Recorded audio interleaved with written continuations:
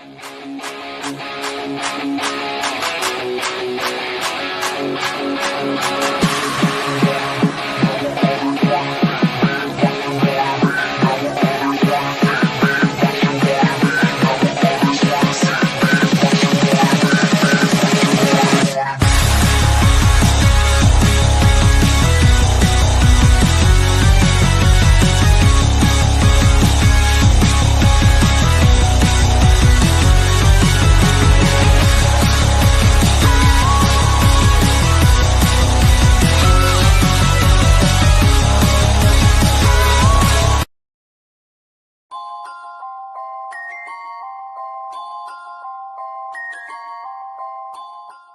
talk about playoffs. You kidding me?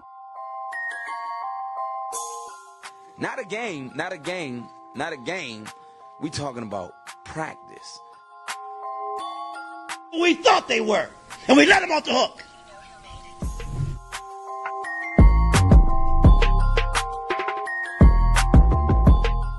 Decide a different me, I'm coming.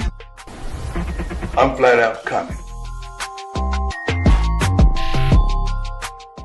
It's my quarterback. And if you guys do that, man, it's unfair.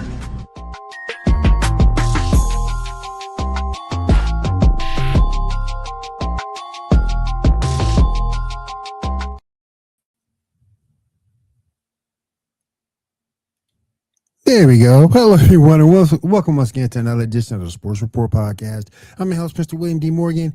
Got a lot to talk about tonight, but first things first, let me go ahead and say thank you to Worldwide Network for having this here. I also want to say a quick thank you to Me on the Microphone for sponsoring this episode, as well as the show itself. Appreciate you guys, and let me go ahead and bring everybody in. First off, here's my co-host, this man that forgot more baseball than I'll ever know. Let me bring my man 7. What's up? Man, I am so glad to be here. Thank you. I appreciate you. Man, you know what? I'm going to say this first. You know, June starts the beginning of Men's Mental Health Awareness Month. So for all the guys watching, take care of yourself. Yes. Get help if you need it. Don't be a pain in the ass and act like it ain't anything. The people around you want you to take care of your mental health. So yes, sir. Fucking do it. Yes, sir. Exactly. All right. And again, this episode is being brought to you by Me on the Microphones and the all-new PD200W. It's right here. Need wireless, which makes it great to podcast anywhere. We got you. XLR as well as USB. We got you.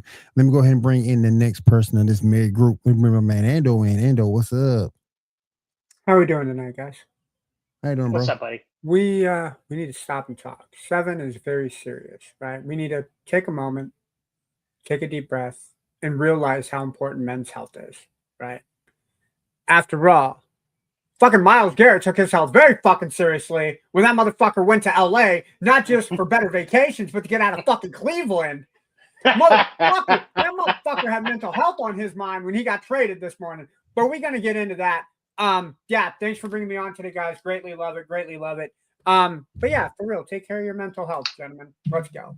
Facts. Let me also go ahead and bring in my main man from the original Player versus Team. Let me bring my man Johnny. John, what's up? How you doing? What's going on, man? Y'all good? We good. What's up, buddy? We good, man. We good. Can I just say, Blackachoo ain't on. Do you think he's pre-partying for the NBA Finals? He's still partying from getting to the NBA. That motherfucker's been partying for like a week straight, and he's got 2 more weeks of partying. So, speaking of men's mental health, check on your friends. Your friends may need some help too. He is either partying because of the Knicks or he's partying because of the Patriots, and maybe a little of both. You guys saw my 7. I know you saw it. Did you see the picture I posted in the Sports Report chat, Will? I didn't see it. You need to look at it while we're talking because it's pretty funny. 7 saw it earlier. It's the three options that the Patriots are going to have this year with AJ Brown and Romeo Doubs now. Hold on, real quick. Yep, Let me see.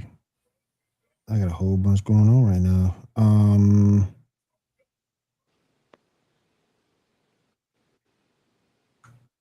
Give me just a sec.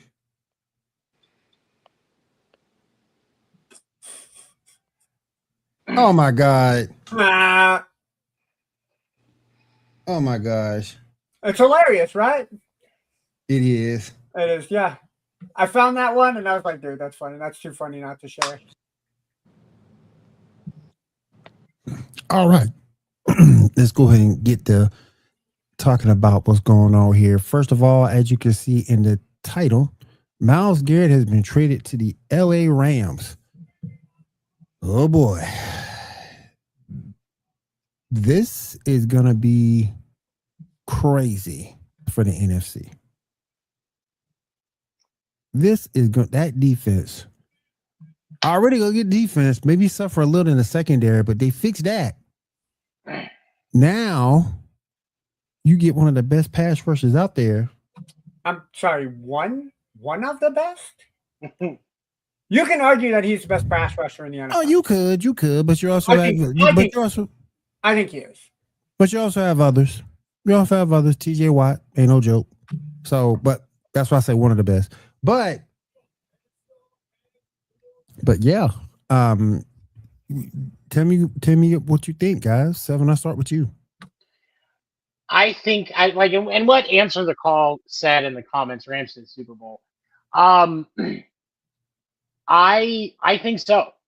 I think that unless the Rams have an injury bug this year or something else crazy happens between now and September, I think that the Rams are on a very, very straight path to February. And because, I mean, even like the Giants are going to be a better team this year. The Eagles are going to be a better team this year. The Bears are probably going to be a better team this year. The Lions, the Packers, and the Vikings all exist. We randomly get stuff out of them. The NFC South has 4 football teams. That's the only nice thing I can say there. But I think that, and I mean the Seahawks as well. There are some teams in the NFC that I think you can get something out of, but I don't see a single team in the NFC that truly, at their best, can actually keep the Rams from making it to the Super Bowl. And they were already, I know they were one of the top 5 favorites before the Myles Garrett trade. Mm-hmm.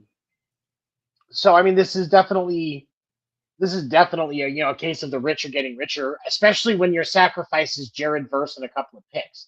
My only concern with the picks, and this was the only thing that made me take pause today, because it was, if I remember correctly, it was a 2028 first, right? Yes. They're going to be looking for no, a it is No, it was a player. Nope, it is a 27 first round pick. Oh, 27, okay. 28 second round pick, and then a third round and pick then and Jared Verse, right? I'm not even worried about him at this point. My cause for pause is the first round. Let's say you're the Rams this year, you do really well, but the truth of the matter is you're making this push because the window where Matt Stafford is going to be the quarterback that will get you to the Super Bowl is shrinking by almost the day, it seems like. And this is their biggest shot. This is their best shot in the next 5 years. And I think that Matt Stafford's days are getting shorter and shorter and shorter. So that first round pick in 2027, there could be a really good quarterback option. So you're left with trading up or having to fight in free agency and spend more money, which is going to take away from what you can do with some of your other positions, especially when you look at your skill positions. That's where a lot of your free agency money ends up going when you need it to. So that's my biggest cause, is you're giving up a first rounder when it would be a huge benefit to, let's say, Matt Stafford's got 3 years left. If you draft a quarterback in the next draft in 2027, that's 1 to 2 years that a first round talent has the ability to sit behind one of the smartest and most talented quarterbacks in the game. that is somebody that anybody could benefit from. That's where you get a quarterback like Jordan Love. That's where you get, and it's imagine having. Let's paint a picture here. You draft C.J. Stroud with all of that talent, and you give him 1 to 2 seasons behind Matt Stafford, where he's learning the game from somebody like Matt Stafford. C.J. Stroud comes out as an instant favorite. So that's my biggest cause for pause. I think I don't blame LA for making the trade. If you have a shot at Myles Garrett and it's the cost is something you can justify, you take it. But can you truly justify the cost knowing you're about to have to deal with free agency quarterback market unless you really get lucky? Ando? To the Rams, what's a first-round pick? I mean, they picked up a backup quarterback with the first rounder this year that they absolutely could have traded back and picked up Simpson with another 2 or 3 picks from that first round. I think the mantra for the Rams is that's the first round because they're not making first-round picks. They've made, 2 over the last decade. Otherwise, they've traded them out. I don't know the general manager of the Rams, but the team was put together without those first-round picks. So they know the people that they're putting in there are worth grabbing and worth picking up. Obviously, Matthew Stafford was the benefit to pick up over Jared Goff. He's gotten to a Super Bowl and has put him in the playoffs 3 of the other 4 years that he's been there, which is really great success for the Rams. Yeah. My concern, their window obviously is like now and maybe next year if Stafford signs. That's all that you have left with Matt. I think Devontae goes after Stafford leaves. Puka may stay if the Rams want to put up with the headache that he's putting up. Corum and Kyron Williams, I think, are really awesome pieces as long as you can kind of keep them tied together because they play off each other really well. But I think the biggest concerns that the Rams had this year was defense, right? Obviously, special teams was a big issue in the game against Seattle. But ultimately, their defensive backfield and putting pressure on the quarterback was the big issues that they had. And they took care of both of those this offseason. The trade for Trent McDuffie, the signing of Jaden Watson from Washington State, and then picking up Myles Garrett, right? And you're only losing 1 first round, right? That's next year's. And obviously 7 made it to the point that it could come into something big, especially if you need pieces around Stafford or people get hurt and decide, yeah, you know what, we're done. We're not going to do this. But again, if the Rams aren't utilizing the first round picks and can get a guy that's going to make a difference for him right away, why not take advantage of it? John? John's not here. Oh, I thought I added him back. There you go. Nah, Jeez, John's sitting in the back all by himself, Will, and you just be like, all right, John, whenever you're ready. And then John's just... My bad, dude. I thought I added him back. Oh, Y'all man. good? Answer the call. What's up? How you doing? Look at this guy with an LA Rams. What's up, man? With the LA Rams going on? How you doing, man? All right, John, go ahead, my friend. Tell me what you think about Myles Garrett going to the Rams. Great for Myles Garrett. I'm happy for him. But on the other hand, the Browns just like to lose. They're in that perpetual, what do we do? What are we doing state? I don't understand. They could have re-signed Nick Chubb, and they didn't. They could have re-signed Baker Mayfield. They didn't. Now you let Myles Garrett go for a first rounder. I'm sure you're going to draft a quarterback with because it's Cleveland, so they need another quarterback on their roster. They need 12 of them. Yeah. I know. And the best one wears number 12. Yep, damn all the other positions. They need 12 quarterbacks. We can rush the quarterback with a quarterback. It's all good. No, nothing against Jared Verse. I mean, he's pretty damn good. He's not Myles Garrett. I was just getting ready to say that, John. He's pretty damn good, but he's not Myles Garrett. You're not going to – whatever that first-round draft pick is there's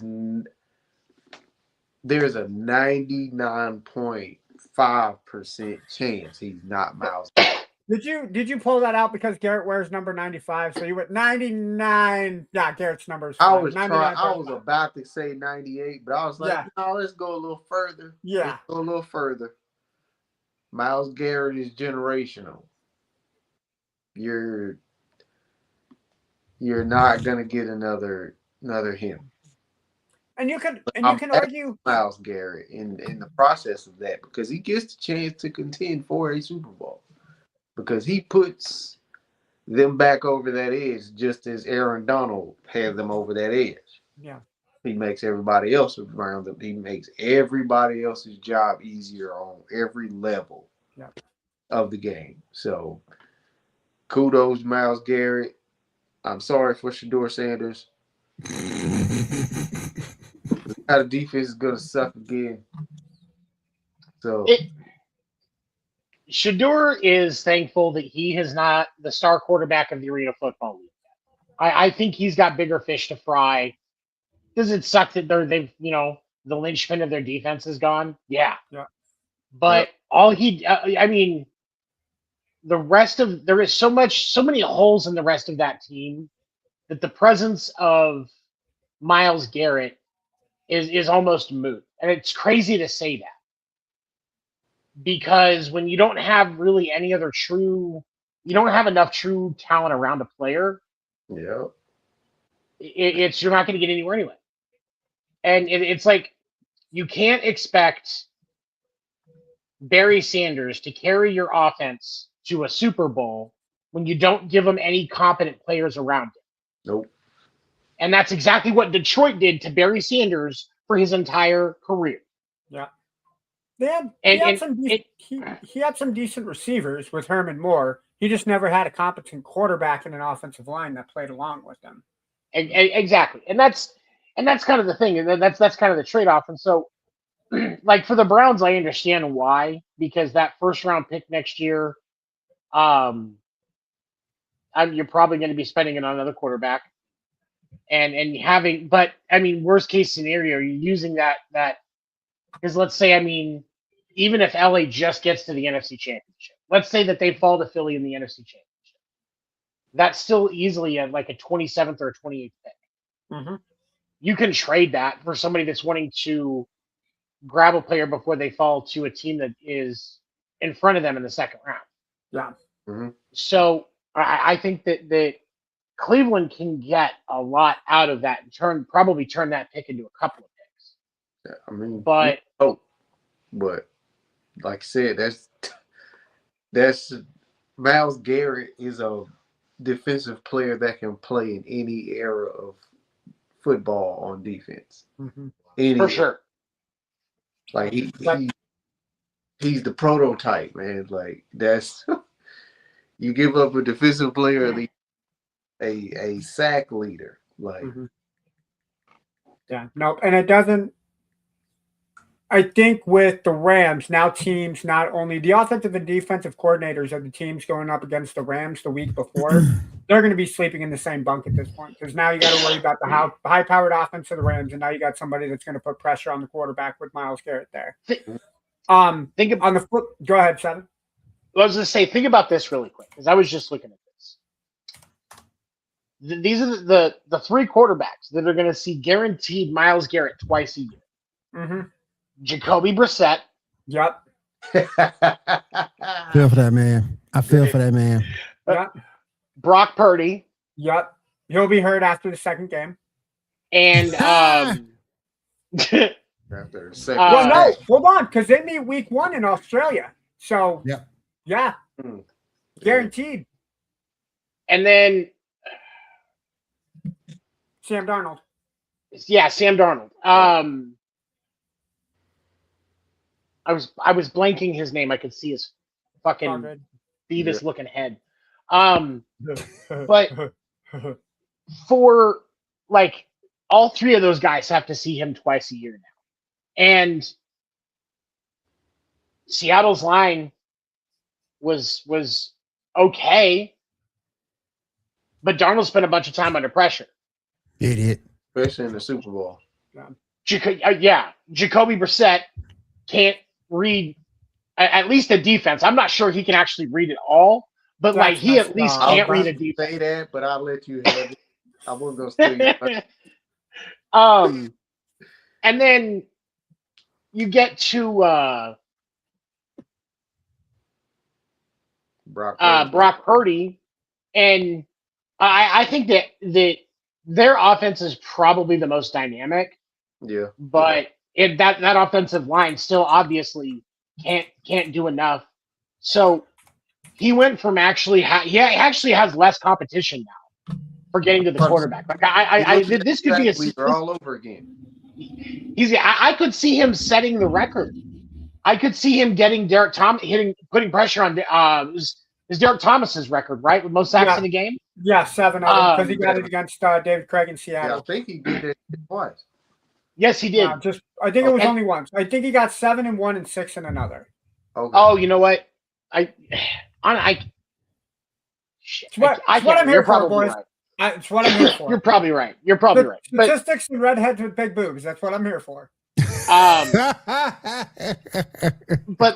yeah, that's the thing. I mean, man. like, he gets much less competition. Like this is gonna do so much for Myles Garrett's Hall of Fame position. Mm-hmm. Like he's gonna feast. Every single one of these offensive coordinators got that alert on their phone and just went, "Fuck." Yeah. Now that completely changes your scheme. Yeah. Throw the whole playbook away. Go ahead, John. All the way. Start over. Now, the only downside that I will say is the Rams benefit because the only NFC team that they take on in the first 6 weeks of the season is first 5 weeks of the season are the 49ers. And they play them opening week. They don't take on the Seahawks until week 16 and 18. So they don't play the Seahawks until the final 2 to 3 weeks. Then they get the 49ers, it looks like the weekend before Christmas. No, sorry, 2 weeks before Christmas. So the tough competition that they have going down the stretch in the final 6 games of the season are at home against the Chiefs, on the road to the 49ers versus the Cowboys. They get the Seahawks on Christmas Day. Then they have to go to Tampa Bay, and then they finish up the season at home against Seattle. So judging by how San Francisco plays and how banged up they are, that could benefit the Rams, especially with Garrett, because that offensive line is not going to be 100% if they even see Brock Purdy. Right. And then the Seahawks, we don't know what kind of shape that they're going to be in, seeing that Kenneth Walker left, seeing that the offensive receivers need to keep in contact with Sam Darnold. We're going to see how the new offensive line mesh. They also lost their offensive coordinator in Seattle, so they got to get reinstituted with what he's doing there. I think this benefits the Rams. If you were playing them early in the season, I think things kind of change through the course of the first couple of weeks because you don't know what offense or what pieces you're going to have. I think this benefits the Rams because they're going to be ready and they're going to be foaming at the mouth for those divisional matchups that they want to play. Yeah. Man, it's been a crazy day, guys, because a little bit later on in the afternoon, we got another trade. The Eagles that one was only a matter of time, though. Oh, yeah. The Eagles have traded their star wide receiver to the Patriots in exchange for New England's 2028 first-round pick and 2027 fifth-rounder. It got announced today. So you got A.J. Brown is reunited with Pats head coach Mike Vrabel. It is crazy. I'll start with you, Mando. Tell me what you think about A.J. Brown heading over to the Patriots. First off, I want to give a shout out to the Sightseer and the Prophet who saw all of this shit going together like 3 months ago. Diana Rossini, thank you so much for getting us a bit on this. Fucking love it. Thank you so much, ma'am. It pays to be under the desk of Mike Vrabel when you get that information coming through. Let me just say that. You're first such off, a dick. That's first off. Second off, I don't think anybody's surprised, man. Look, AJ Brown AJ Brown had half of his body out the door towards the end of the season last year with Philadelphia. He didn't get along with Sirianni. I think Sirianni's kind of a douchebag, and even with all of AJ Brown's fault, there isn't enough of the ball to go around when you got Saquon Barkley, when you got AJ Brown, when you got Devontae Smith, when you got Dallas Goedert, Get him to a team where he can be a true number one. Yes, he can be a bit of a diva, but we've seen that he can work with Vrabel. We've seen that we can work in the system that Vrabel has got. Mhm. And I think this is a good stepping stone for Drake May. Drake May missed having a number one receiver last year, and give all the credit to Stephon Diggs, but Stephon Diggs is not A.J. Brown.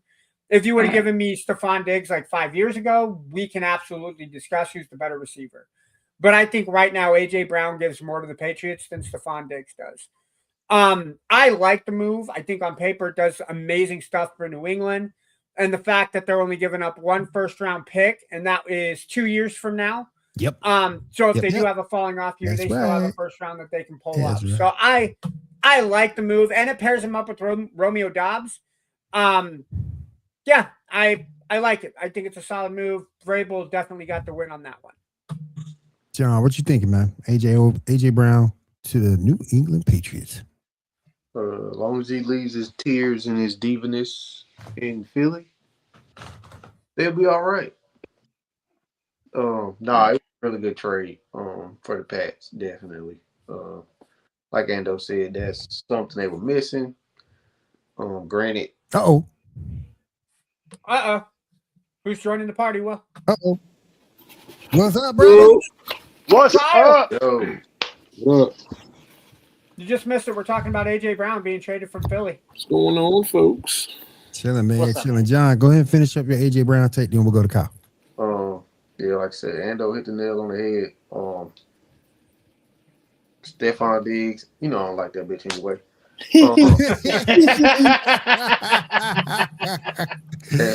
Oh, man. Yeah, AJ Brown is, like you said, he got room to be the guy, but if he's gonna cry in one place, he better not shed tears in this place and drop the ball or fumble the bag, so to speak. Because this is what you wanted, this is what you cried for. So go be the shit that you cried for. Don't bring that shit over there to a team that went to the Super Bowl. They should be better with you. They should get back to the Super Bowl with a receiver of your stature, sir. So I'm gonna go to Kyle. I'm gonna get this opinion from Kyle. I got to, because I know he's about to unleash.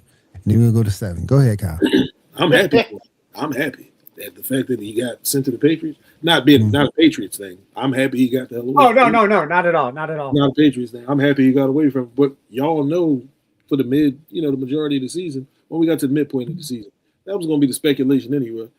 A.J. Brown was going to reunite with Mike Vrabel. So we heard it, but then you saw the writing on the wall during the season. Like my brother, he was saying his body language was different in 2024 anyway. Like you could tell after they won the Super Bowl, and then we run into this season, how he was looking. It's like, yeah, he didn't want to be there in the first place. I don't see him. First of all, A.J. Brown is a Stephon Diggs, so I don't see him doing a Stephon Diggs over there with Mike Vrabel. I don't see it. They don't have a number one option at receiver at all. They don't have a number one option. He is their number one option at receiver. Yep. What is going to be Mac Hollins? Now, Mac Hollins is a pretty decent deep threat on certain plays, sometimes. But Mac Hollins is not a number one receiver. Nope, and I don't think Romeo Dobbs being picked up either is going to be the number one. Dobbs is going to get a lot more receptions because of A.J. Brown being in New England. Yep. Yeah, it's a good addition. Good addition for him. 7, what you thinking, bro? I mean, for the Patriots, like you guys have already said, like I think it's a really good move for them. I think that you're going to give Drake May the targets he needs. I don't think the diva attitude is going to work in New England. Like he does need to set it down. The thing is, I don't think it's going to work because Mike Vrabel, especially after the distractions he had to deal with this offseason, he is not going to be the person to fuck with. Yep. A Bill Belichick disciple? No, he's not going to play that game. No. So, I like for me, like I'm not surprised by the move. Obviously, like Vrabel connection. I think for me the biggest question mark now is Philly, and this is one of the reasons why when we were talking about Myles Garrett getting traded, I really do like the Rams for the NFC now, because if you look at the Eagles receiving core now, it's Devontae Smith, Mekhi Lemon, and Dontavian Wicks are your first 3, with Hollywood Brown as your 4. That's not a Super Bowl receiving core At all. Especially with an Alabama quarterback under center. Yeah.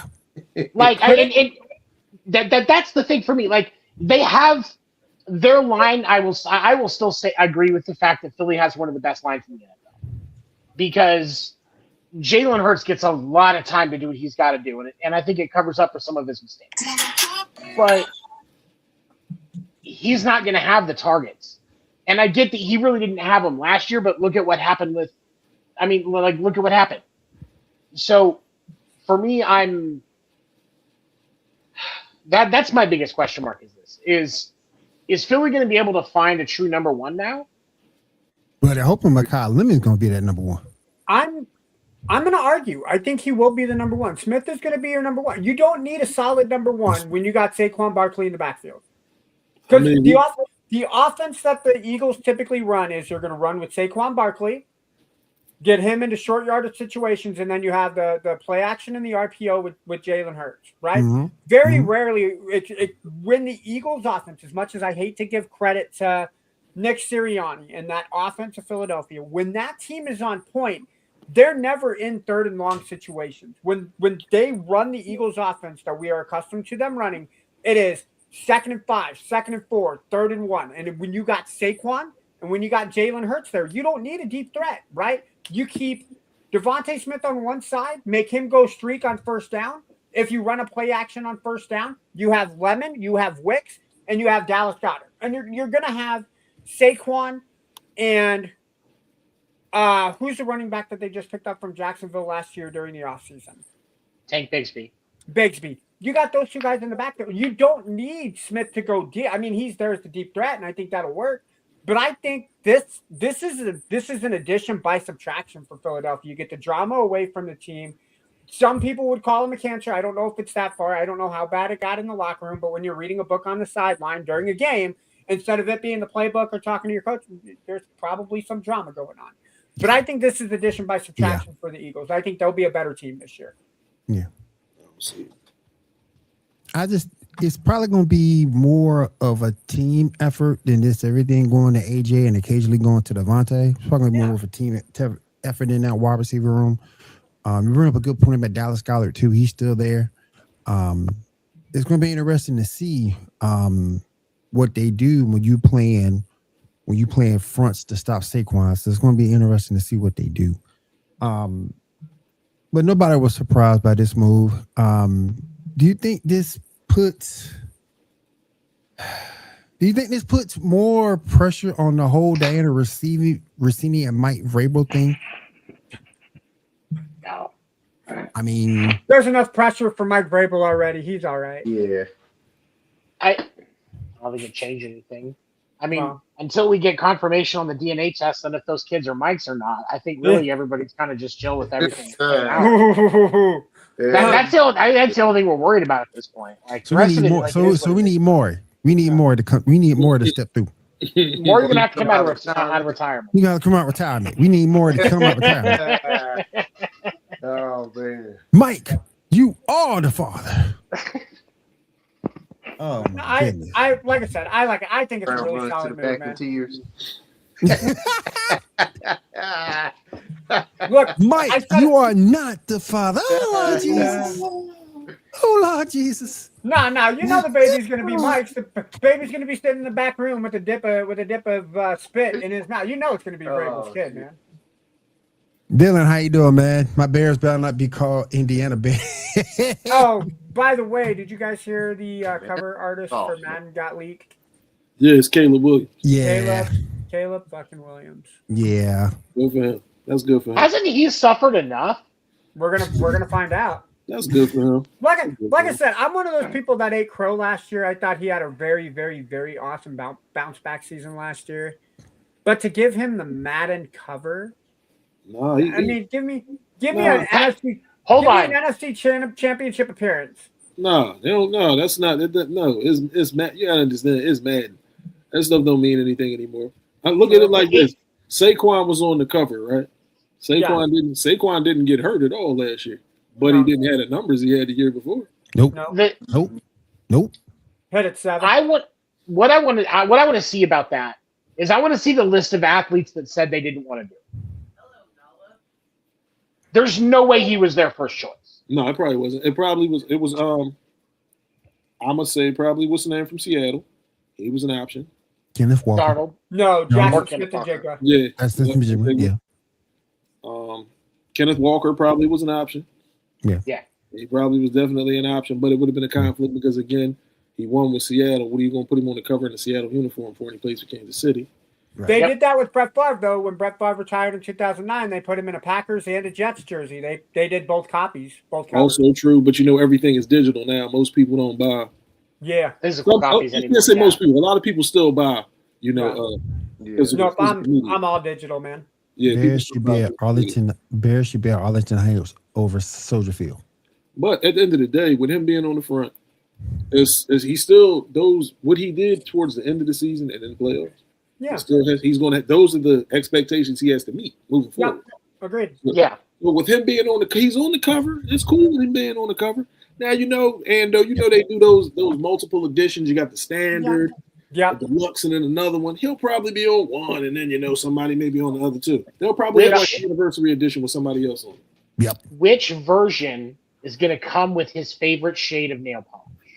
Oh, pink. Wow. Obviously, it's going to be the pink. Wow. It's going to be the pink nail polish. I mean, if you get the ultimate edition of Madden, do they send you a special blue? Wow. Oh, is that one of the deals? Like, is that one of the special editions you get with the ultimate for $199? It's a special Caleb Williams nail polish. And is that going to be included, or are there restrictions for the FAA for sending those out? So he'll Dylan wants to know. Dylan, the Bears need to stay in the area. I don't like Indiana. The Bears, if you're not going to have them in Chicago or in that Chicago area, then move the team. And I don't want the Bears to move, so don't get me wrong. Absolutely not. But just, I mean, that kind of distance at that point, I get that Indiana is where it's at, where they're looking at it, is kind of close, but that's very different from the Chiefs moving from Kansas City, Missouri to Kansas City, Kansas. The stadiums are going to be 20 miles apart. Yeah. So Bears got to stay in Chicago or something. Yeah, no, I agree. It's got to be, if you did the surrounding area, I'm looking at the map of Chicago right now. If you did the surrounding area, I don't think you go any further than Aurora. Because I think Aurora was, if I remember correctly, there was a spot they were looking at in Aurora at one point. I would say Aurora is probably your best bet. Maybe Naperville, maybe. But yeah, I don't. Yeah, but Dylan, I don't understand why are you taking him out of Soldier Field? Because they need a new stadium. Yeah, the Bears want to grab a new stadium. Can't you renovate it though? That's what I was about to say. So hold on, because the Bears are really great at renovating their stadium. When they last renovated Soldier Field, what was it? 2010? Correct me if I'm wrong. 2009, 2010, something like that. Yeah. Downgraded how many seats that stadium had. That stadium. Obviously not in its current version. They built it up a bit since then. But they've been at that location since 1924. Yep. I'm not against them changing as much as I am against them completely getting out of the Chicago area. That to me Right. I got you. I just want to say I've seen Soldier Field in person. I walked up to it, and there is a classiness to that stadium that I don't want to see get replaced. Yeah. I just can't see the Bears playing anywhere else. No. Like I say, Indiana Bears, that just sounds soft. No, good God. Yep. It sounds like you going to the Care Bear store or some shit. Yeah. I would say Chicago. Yeah. There you go. Yeah. Indiana Care Bears. And then their quarterback will be Anthony Richardson. That'll be soft city, boy. My goodness gracious. Soft city. Oh my goodness. All right. Let's head on over. It is time to discuss the NBA. And fellas, I got a question. And I got drilled a little bit for it yesterday when I asked it Well, I'm gonna ask you guys anyway. As you know, the Spurs won the game. Chet Holmgren, 4 points, 4 rebounds. Kyle, I'll start with you. Is Chet the next Ben Simmons? I'm not going to say he's Ben Simmons, but how he looked the other day was a little bit, that was playoff P-ish. He looked a little bit like way off P. He looked like PG in that elimination game in OKC. It looked the same. He was my younger brother and his friends were talking about it the other day. He literally looked afraid of Wemby. He wanted no smoke. No, 4 points? Yeah. Four points? Wasn't Hartenstein covering Wemby most of that game? Yeah. Yep. But he didn't want any parts. Like, Chet, you're the biggest dude on the team, I should say. Anytime if he was near him, I gotta pass the ball. Pass the ball. Pass. Yeah, he was scared. He was soft. Soft ball holder, as John would call him. He's a soft ball holder. But what's wild though about them losing? The craziest thing is, do y'all see how fast these fans switch up, like with their picks? Like they cooked SGA. Now he was MVP this year, he was MVP before. Now he won the chip last year. Now all of a sudden, he flops too much. I don't like it. I'm happy to see him lose. Like, what? What Stick the fuck behind your going on? players, man. What Stick the fuck behind is your going players. on? What the fuck is going on? I don't get it. Now, did I want to see them go so the Knicks could possibly beat them? Yeah. But we got what we got. We got a rematch in 1999 all over again. Yep, all over again. Amen. What do you think, John?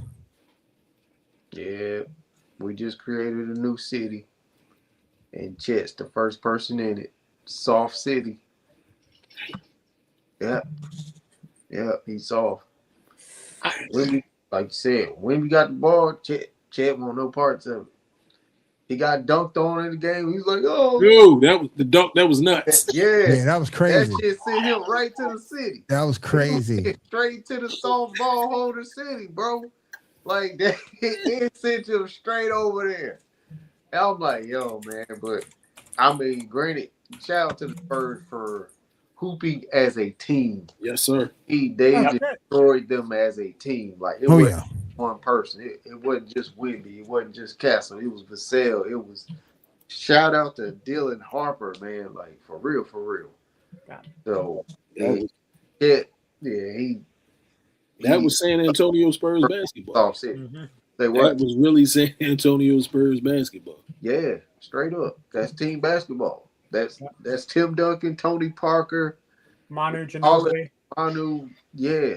Tiago Splitter, where you really can't focus on any one guy. Tiago Splitter. Yep. You can't focus on any one guy because they all like that's it.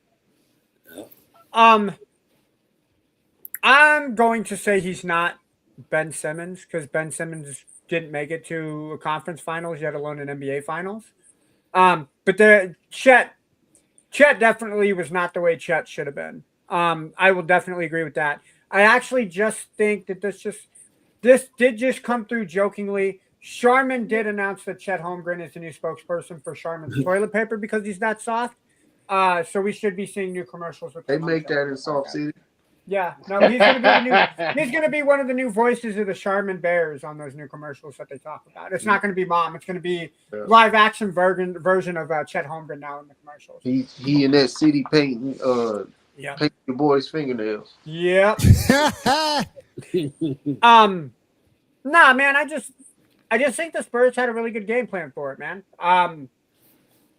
It's kind of hard to stop when Wemby gets on a roll like that. And then the role players, Harper, I mean, Will said it best. Harper, Vasily, Castle, they did exactly what they needed to win. You let SGA score, make the rest of the Thunder beat you, and they didn't do it in Game 7. So hats off to the Spurs. I'm glad that they're the Western Conference champions.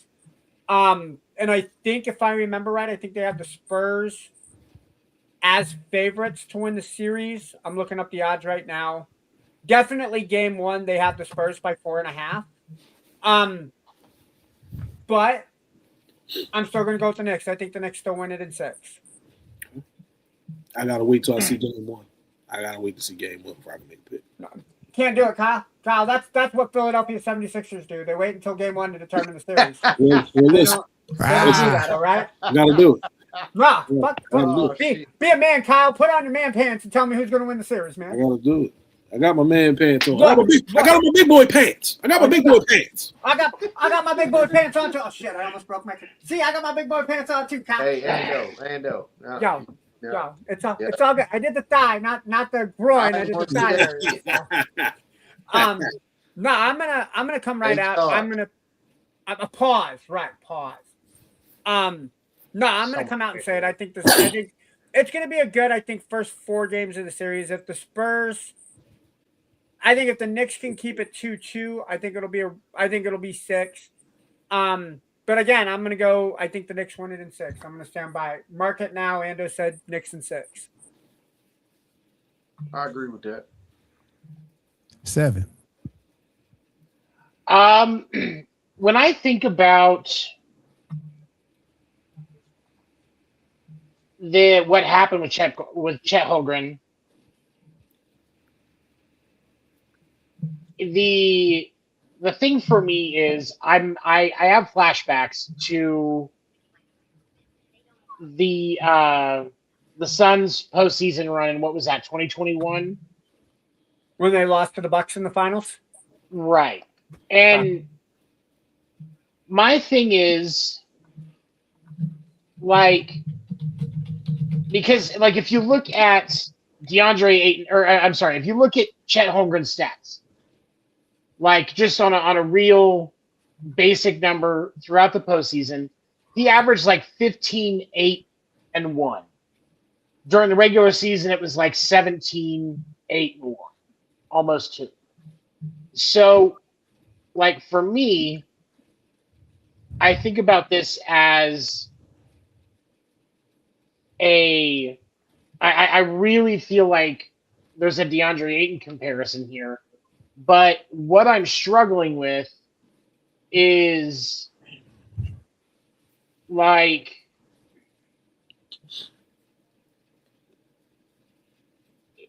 to come up soft in the biggest moments in such such a dramatic fashion is shocking, especially when you consider that he's already been there once before. Like, was he seeing ghosts? Like, is this a Dan Orlovsky type thing? Like, what happened that he crumbled so much? Because we normally get better out of him. So that's, I mean, the Spurs earned it. I like their chances again.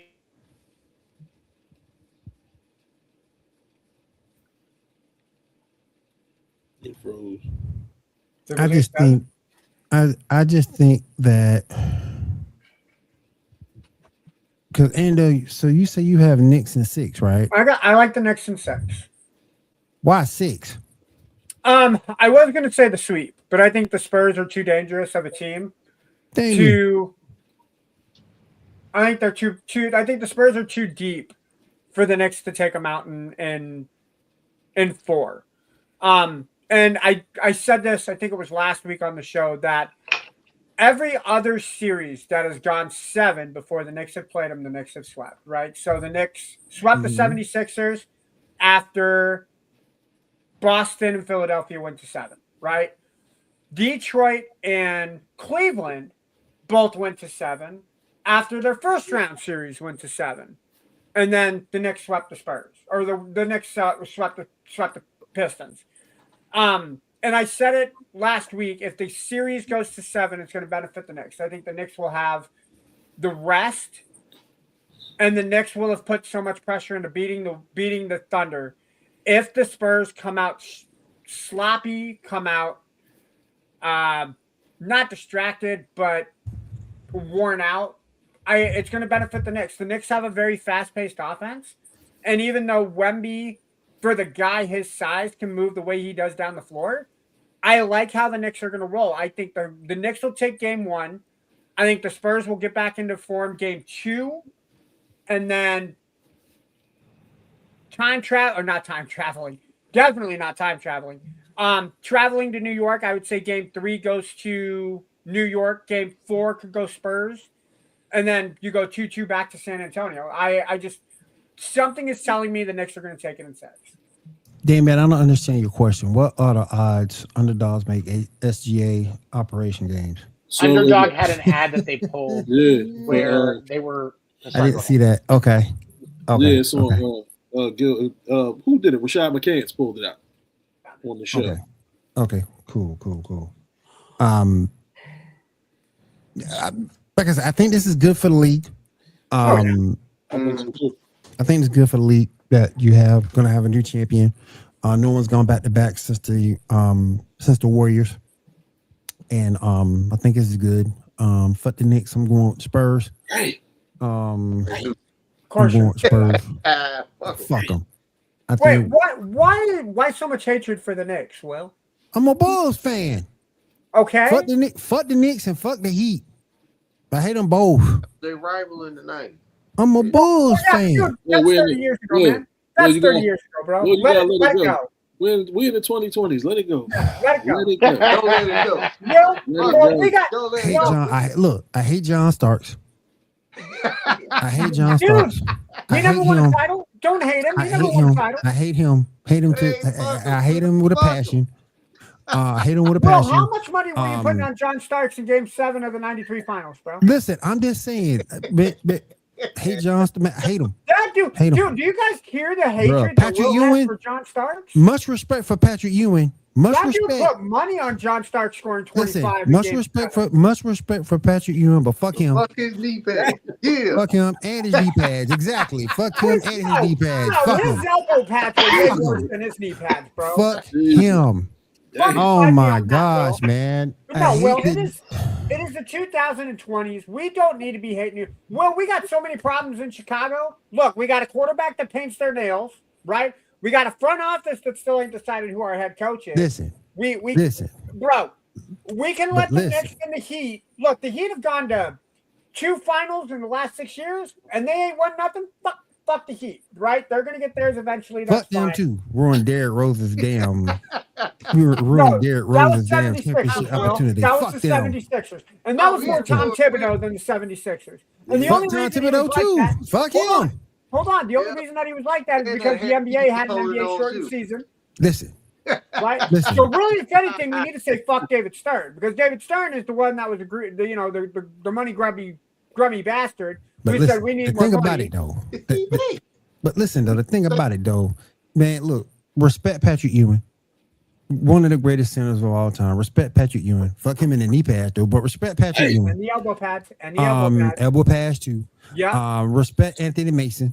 Rest in peace. Yeah. Respect Charles Oakley. Well, you respect Charles because he's a former Bull, but fuck the rest of them. But fuck the rest of them. But, hold on. I just thought about this. Fuck Larry Johnson. Fuck him. You know who Patrick Ewing looks like when he was on the court, the knee pads and the elbow pads. He reminds me of high school volleyball players. Oh yeah. And I mean, if you think about Patrick Ewing playing in those shorts, because that was still the style back then, and then you add in the knee pads and the elbow pads, he's a high school volleyball player. Listen, high school volleyball. You know why I really say fuck the Knicks? Get it right. But you know why I say really fuck the Knicks and fuck Hubert Davis? When we down, we could have won. We could have. That was the second round. We could have went to the Eastern Conference Finals and went for that damn mystery call. Come on now. Yeah. Come on now. Fuck that ref. Fuck Hubert Davis. Fuck the Knicks. Make me sick, man. We could, man. Can you imagine what that would have done for Scotty? Some more. Can you imagine what that would have done for Scotty? We are not beating that Pacers team with that Bulls lineup the way it was, bro. You never know. You never know.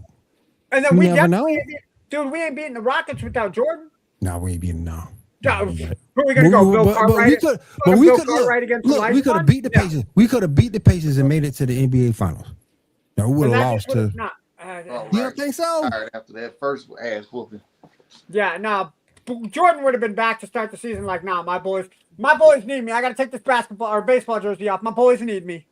I'm telling you, man. Fuck the Knicks. But going with the Spurs. I just think now because you got on a serious. on a serious tip though, on a serious tip though, I just think that you have you got Towns trying to run the offense at the top of the key. You now have to guard Wemby. Okay. You have to spend energy guarding Wemby. Okay. And I think because Mitchell Robinson is not going to be able to guard Wemby. I don't think anybody can guard Wemby. I don't think if he plays. And I don't think anybody can stop Wemby at this point, the way he's playing right now. Look, Castle's playing well.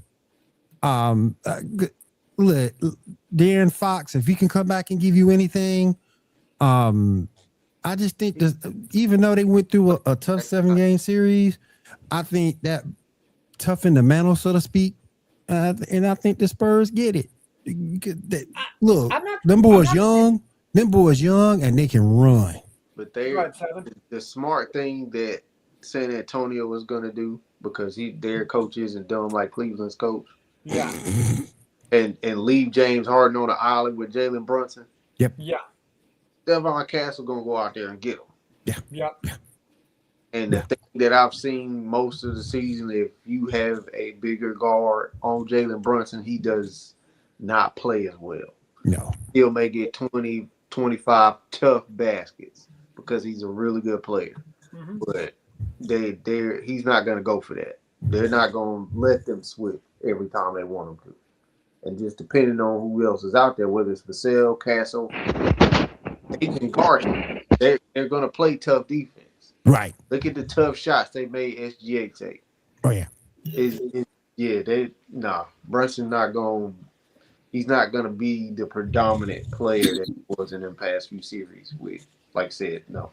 Somebody else from the Knicks going to have to beat you. Somebody else from Josh Hart. Yeah. Somebody else is going to Mikal Bridges. They got to shoot. They got to shoot. Oh, Ginobili. Somebody else going to have to beat you. Or it's a team by committee. Committee. Could be. I think as long as Brunson gets 25 and Cat can keep Wemby at or around 20, I think if you give him 20 to 25, I think the Knicks will be happy with that. But then from there, it's a crapshoot. Like the young player, the Spurs will have to make it, and then the Knicks will have to keep up. So will I be completely distraught if the Spurs win? No. I like the Spurs. I'm not on their attitude of fuck the Knicks like somebody on our panel is. Fuck the Knicks. Like if they want to, dude. Look, it's been almost 50 years now since the Knicks have won a championship. Let New York have something nice, man. Fuck them. They don't deserve shit. They got the Giants, they got the Jets, and they got the Mets. Shit. The Giants, the Jets, and the Mets should automatically get you an NBA championship. Listen. The Knicks don't deserve nothing. They don't deserve nothing. Nothing. Hey, fans don't deserve nothing. They don't deserve nothing. Hold on. Seven. We can revoke Rose Card for being a Braves fan and still make him a Mets fan. Wait. They don't deserve nothing. Them players that did deserve it have long retired. Wait, y'all. Ando and 7. Y'all know where this is coming from? No, please enlighten me, Kyle. I want to know why Will hates the fucking Knicks so much. Hold on, you just pointed it out. You said he swapped from the Mets to the Braves, right? He been rocking those goddamn Knicks colors on that Mets hat for so long, and they've been losing. That's what Okay, it's the color scheme. It's the color scheme. Oh man! I'm revoking the Braves card. You're a Mets fan again, Will. Fuck you. No, it's the color scheme. That's what it is. I'm telling you, man. Anybody who deserved the championship from the Knicks have long since retired. Damn. I want to. Go ahead, Shannon. I was gonna say, I just want to circle back to one thing on Chet Holmgren. I just found a statistical breakdown. DeAndre Ayton in the 2021 postseason actually put up better numbers than Chet Holmgren did in this postseason. That's jacked up. DeAndre Ayton with 15.8 points a game, 11.8 rebounds a game, 1.1 assists, 1 block. He shot 65% from the field, 64% from the free throw line. Chet Holmgren, the only things that were better out of Chet's numbers this postseason versus 8 and 21 Chet Holmgren had a better shooting percentage from the field and from the free throw line. The free throw line, they basically the same. Right. But Chet was doing less than DeAndre Ayton did in the 2021 postseason run by the Suns. That's how bad his work was this season. It's like, and the reason why I compared him to Ben Simmons, it's like he see Wemby, and I'm just not talking about the playoffs. Go back and look at the regular season. He saw Wemby and became, and I'm gonna say this, I'll probably get in trouble saying it. I'm gonna say it anyway. Anytime he saw Wemby, he was a total bitch. Yo, can I say something, Will? As a white man defending another white man, I turn into a bitch too if I saw some 7 foot. No, you can't. No. You can't do that. You can't do that. You can do it. Ando can do it. Absolutely, you can do it. But Chet can't do it. He's 7'8.5" by himself. Bro, he is not. Come on, man. I'll give you 7'1". He ain't no. Come on, man. Come on, man. You know what I mean? Chet Holmgren is 7'1". Yeah. Y'all know what I mean when I say that. You need to go. You need to man up. You need to man up and play defense. Well, listen to this. Get in the weight room. He called him a He does need to get in the weight room. He does need to baby back bitch. Yeah, baby back bitch. Listen to this though. I just pulled this up. Baby back bitch. With some cheese on it. The Spurs. Oh shit! Chet Holmgren, afraid of the Spurs, just got validated even more. I just looked at the numbers across the 4 times that the Thunder played OKC this year. Chet Holmgren averaged 10, 8, and 1. Wow. Do what he did against everybody else. He was afraid of the Spurs. Yep. Look what he did against everybody else, though. That fool was scared. He's scared of Wemby. Hey, Will, he's scared of Wemby. Well, we need to put Damian in timeout. He's talking about Patrick Williams in here. Shit. He ain't wrong, but still. He ain't wrong. He ain't wrong. No. But yeah. And the strange thing about it, the strange thing about it, you can't do nothing with Chet. He just re-upped that 5-year, $200 million deal. So yeah, you eating all that. Yep. You eating all every that. dime. Every dime. LeBron showed up on the court and pinned his shot to the backboard. Like, see, man. That's why I don't do those long-term deals, man. Go to darkness retreat, Chet. Yep. Go hang out with what's that boy name? Rudy. Go hang with Rudy Gobert.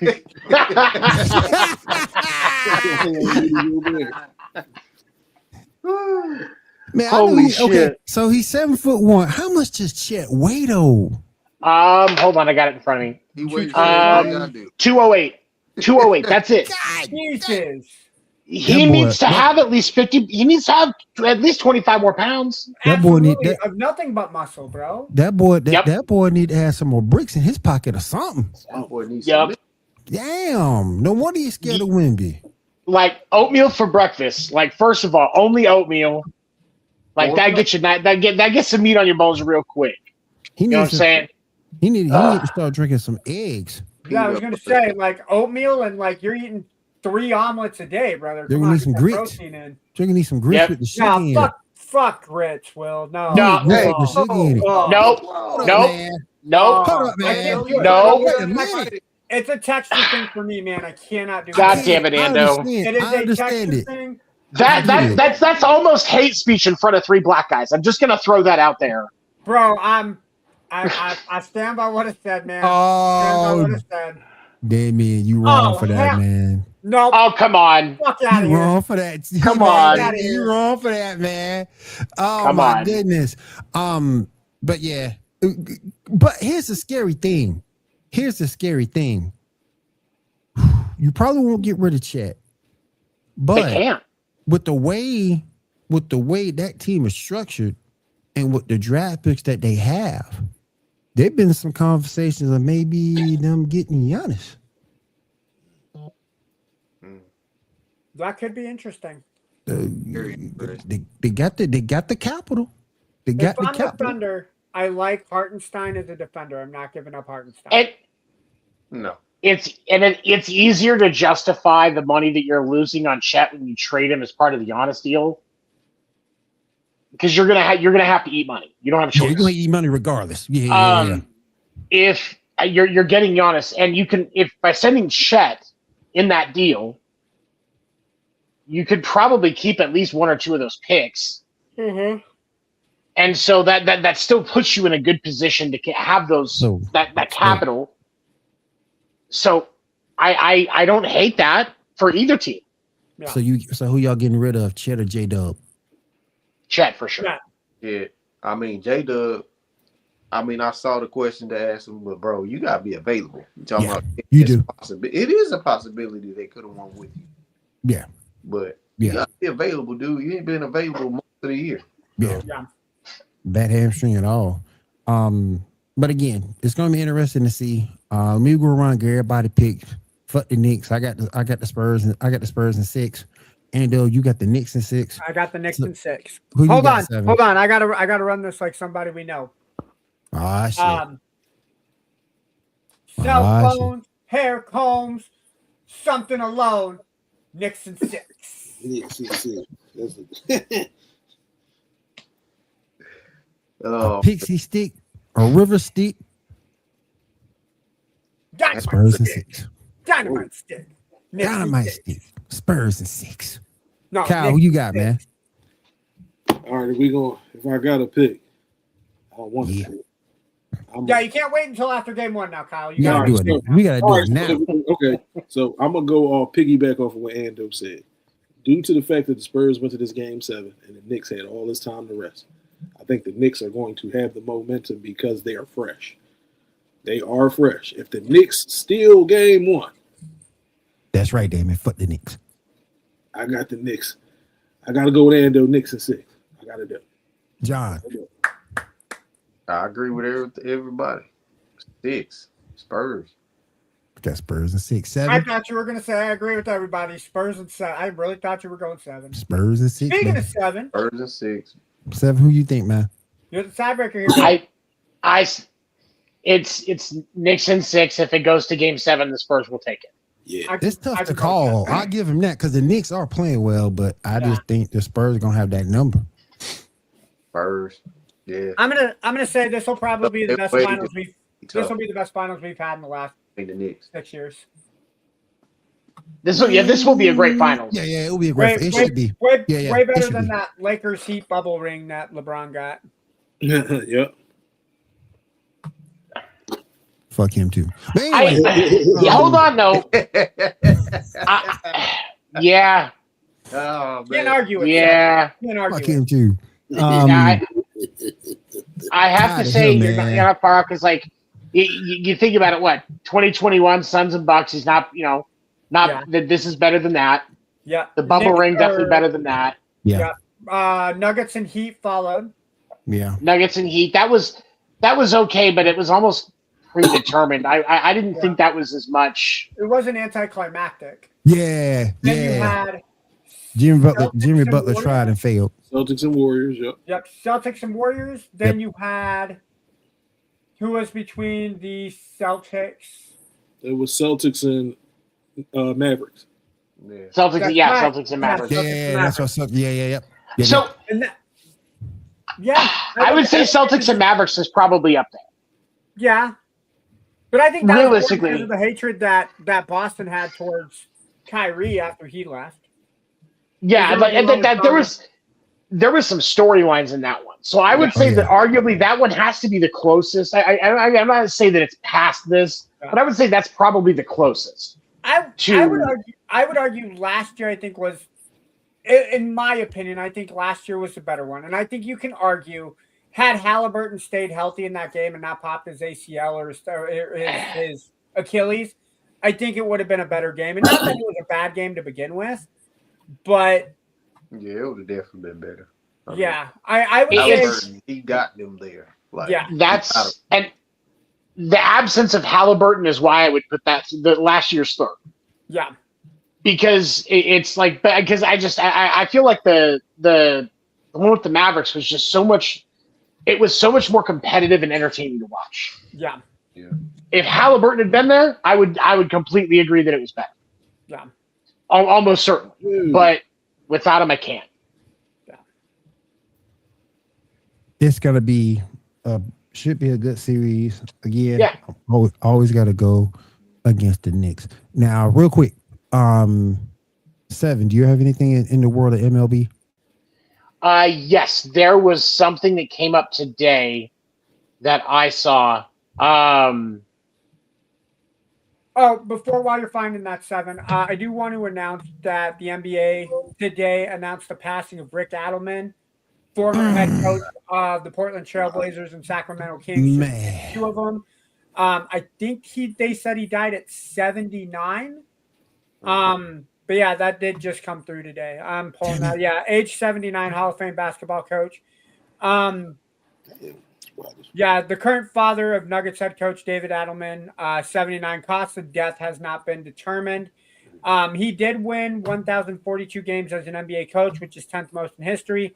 There's only 4 other coaches that coached more games and had a better winning percentage.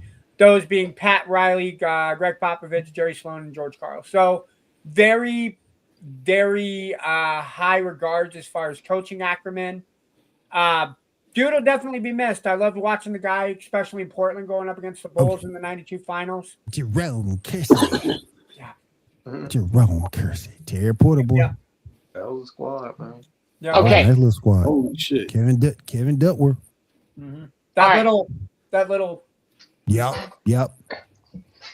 So last year, right before the All-Star game, a rookie pitcher by the name of Jacob Niziorowski was put into the All-Star game because pitchers kept backing out. He'd had 5 starts at that point. There was, we even talked about it on the show, and I agreed, I wasn't sure that it was a good idea.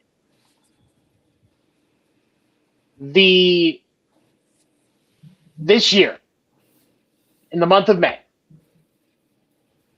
across 6 games, he has an ERA for the month of May. He had an ERA of .23.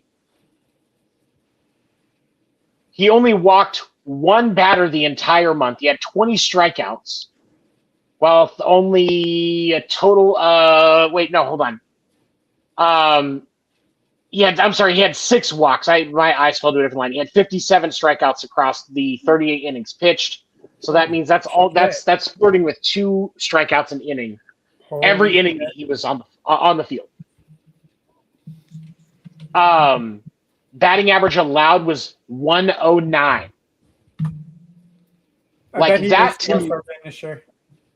That to me is ridiculous for any pitcher to put up, let alone a guy that's got less than a year of service time in the majors. So when we look back on this now, and this is a question I want to ask you guys, knowing that we are truly looking at a kid who can control at 100, clearly does a fantastic job of getting people out, which is his job as a pitcher. Is it easier to justify that initial appearance at the All-Star game now, knowing that he truly is really good, or is it do we still want to look at it as one of those things like, was there really not a more experienced guy that maybe hadn't gotten a chance that could have gotten it, versus letting him pitch for it? I think you go with the hot hand. That would be my opinion on it, because the All-Star game is about the hot hands. Yep.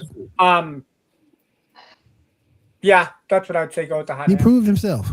Agreed. And if he didn't prove himself last year, he's definitely proving it. In the month of May alone, he's proven it. Oh, yeah. Facts. So far for the season as a whole, 1.65 ERA. Damn. 108 strikeouts already this year. Only walked 19 batters across 71 innings. The kid is dotting it. There was one game. It wasn't his last start. It was the one before. In the 7th inning, he'd already thrown 80. He was already north of 80 pitches. His last 5 pitches were north of 100 miles an hour. Dying. That is ridiculous to me. That far in for a kid that is I believe he's. I gotta look. I believe he's 20. Yeah, okay, yeah, he's 24. I thought he was 23. He's 24 years old, and he is putting up numbers as a rookie that veteran guys pray for. Yep. Like that's just ridiculous to me. 6-2 on the year. Has started all 12 games that he has played in, given up 15 runs, 13 of them earned. Only 4 home runs given up. Yeah, dude. Yeah. Yeah, that's gonna be he and Skeens, because they both play in the NL Central. If you can get both Milwaukee and Pittsburgh in the playoffs, that's an ace matchup for sure. That's a game 1 and a game 5 matchup. Absolutely. Yeah, I like Real that. quick. Yeah. Real quick, Sam, before we get out of here. The Brewers for real? They're leading their division right now. 36 and 21. But here's the thing. Is it possible that the Brewers stay consistent? Absolutely. I will 100% agree with that. It is possible. I think this is a young team that peters out after the All-Star break. Gotcha. And the thing that isn't getting talked about enough about the Brewers right now, because of how well they're doing, is they traded away 3 big pieces in the offseason that would have been more staying power type pieces this year to make a push.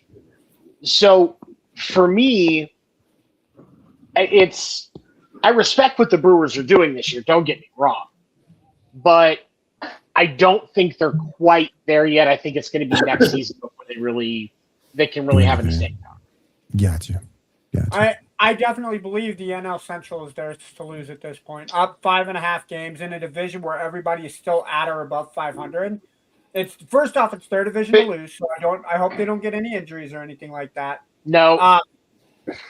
But even if they don't win it this year, right, to be in the company of teams like the Dodgers and the Braves, to make it to they made it to the NL Championship Series last year. Mm-hmm. If you can make it to the NL Championship Series against the Braves or the Dodgers again this year, that's putting the right step forward. So all you can do is continue to grow, right? Can't complain. And you're right. But here's the thing that I'm going to tell you. With that division. Damn. Office now, Damian. They're not drugging the cheese in Wisconsin. Damn. He just wants to taste test because he's a fat ass. But look, for me, like about Wisconsin cheese curds that is really good. There's 2 teams in the Central that you can't ignore, and that's the Cardinals and the Cubs. The Cubs are going to move back into position. You know, they had a bad string of games. They've been very hit and miss. We were talking about this on podcast named Deferred last week. Yep. I do think that the Cubs still put pressure. I'm not sure that they finished the season as strong as they would like, but I think the Cubs still put pressure. And I truly, the more I see out of the current version of the St. Louis Cardinals, the more I believe that they have the ability to take the Central. Mm-hmm. They really remind me of what happened. There's a few teams like the 2001 Diamondbacks, like the 04 Red Sox. I mean, even you look at the Royals in 2014, 2015. Like these are all teams that were just really scrappy and wouldn't quit. Yeah. And that's what you're getting out of the Cardinals right now. That dugout has some of the happiest attitudes I see around the league. Those guys are really getting along. Nobody's really staying off by themselves. The manager is in. Oliver Marmol is bought in. I know I criticized him earlier this year, but yeah, I think he knows that he needs to really show something here, or his job could be on the line. Because I know that Chaim Bloom likes Alex Cora, and so he's fighting for his job right now. Mm-hmm. And that's a man that you're going to see some insane things out of because his back's against the wall. So the Cardinals, I can't write the Cardinals off either. And like I said, with how much youth is on that Brewers team, we see it all the time. Young teams, the first time they have to make that push, they tend to peter off before the end of the season. But once they get experience, they do their training better, they're going to come into that spot where they're going to put some pressure. That's why I like them more next year than I do this season. Yeah. All right, everybody. That's going to do it for our time today here on the Sports Report podcast. Gonna go around the room real quick, see what everybody's got going on, and then we're gonna get on out of here. Kyle, what you got going on this week, my friend? Got some family stuff going on. It's super stressful. I will say this. I'm gonna say this for the panel and the people watching at home, man. Whatever you're going through in life with your folks, cousins, brothers, whatever, life too short. Put that shit to the side. Love on your folks while they're here. Yes, sir. Yes, sir. Totally agree. John? Birthday Friday. Oh, happy birthday, brother. Happy birthday, brother. Turning 22. No, he's going 21. Got to be able to drink. I'd still fuck like I was 22. Yeah, you do.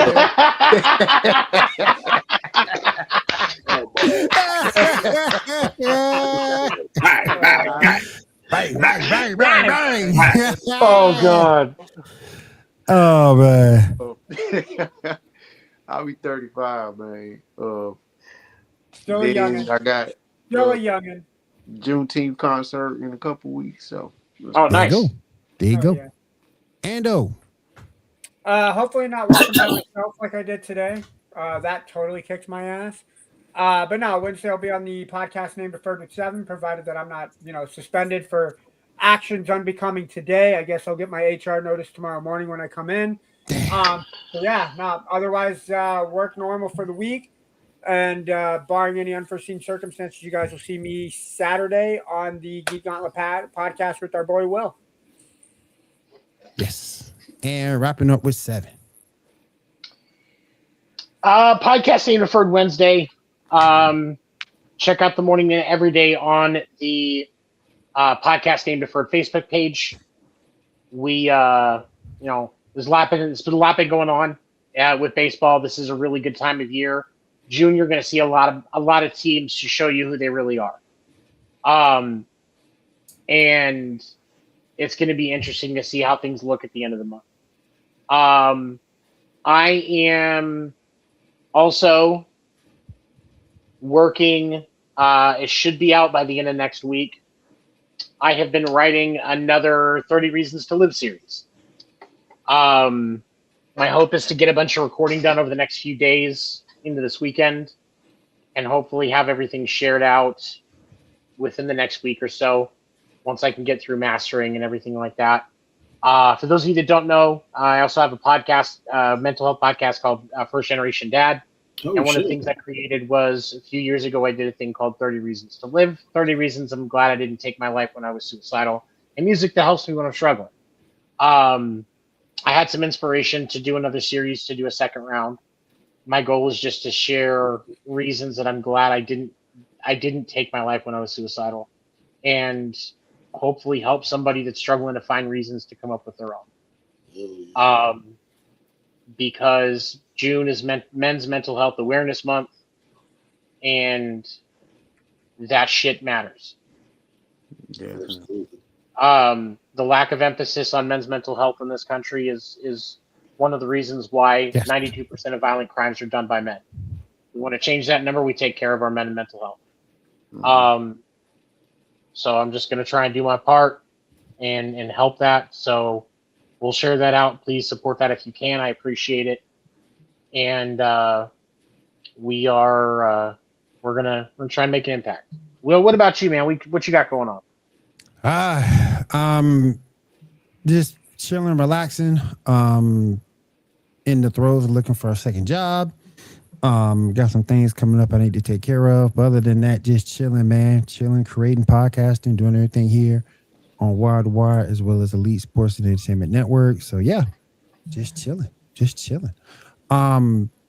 I just want to say thank you for all you guys coming through on the panel tonight. We do appreciate you guys. I also want to say thank you to Wire Network and Man on the Microphones for having us here and sponsoring the show. And we'll see you guys again next week. 7, go ahead and take us out, my friend. I want to thank you tonight for watching Sports Report Podcast. We are here every Monday night at 10 p.m. Eastern. We are a part of the Wire to Wire Sports Network. Wire to Wire, we appreciate you supporting us. Wire to Wire Sports has a great lineup of shows, morning and evening, hosted by individuals that want to share their opinions and experiences with you. And we do appreciate getting you into the chat and getting your comments in. So definitely make sure you comment along with liking and subscribing so you can get more of the content that great network supplies us. Catch me for Wednesday night, 10 p.m. Eastern on Podcast Name Deferred. Endo will be there as well. For the rest of us, we'll see you next week right here on the Sports Report Podcast. Have a good night, everybody.